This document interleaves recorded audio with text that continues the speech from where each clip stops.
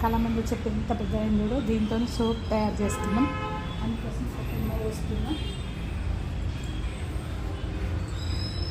సొన పోయేదాకా వదిలిపెట్టి మంచిగా నీట్గా గడుపుకున్న తర్వాత కలమంద ఇంతకుముందు కోసింది అదంతా బ్లాక్ అది కోసినాక అంత ఎల్లో వస్తుంది చూడు, అది వేదాకు ఉంచిన తర్వాత ఇక మిక్సీ పట్టిన ఇది వడబోసుకోవాలి.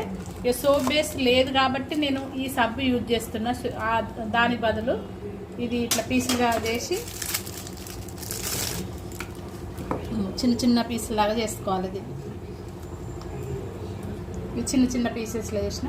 ఇది డబల్ బాయిలింగ్ చేసిన గుజ్జు వడబోసిన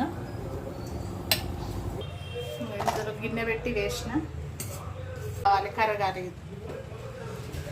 ఇది ఇప్పుడు ఆ జ్యూస్ మిక్సీ పట్టినాయి కదా కలమందది, అది పోస్తున్నా.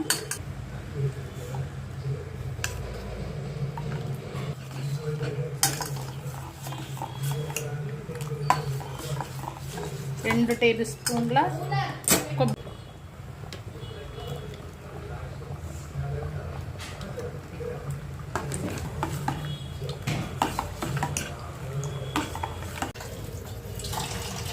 మూడు గిన్నెలలో పోసిన. అది సబ్బులు చేసేది ఉంటుంది, కాకపోతే మేము ట్రై చేసినాం అంతే. ఎట్లా వచ్చేదో ఎండిన తర్వాత చూస్తాం.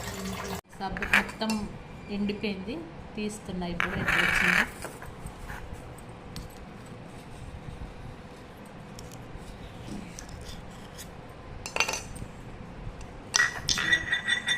మంచిగా వచ్చినాయి. అవి సబ్బులు పోసేది ఉంటుంది కదా ట్రే లాగా, అందులో పోస్తే మంచిగా అవే లేస్తాయి. గిన్నెలు కాబట్టి మన్నే తీయాలి. మంచిగా వచ్చినాయి సబ్బులు అయితే.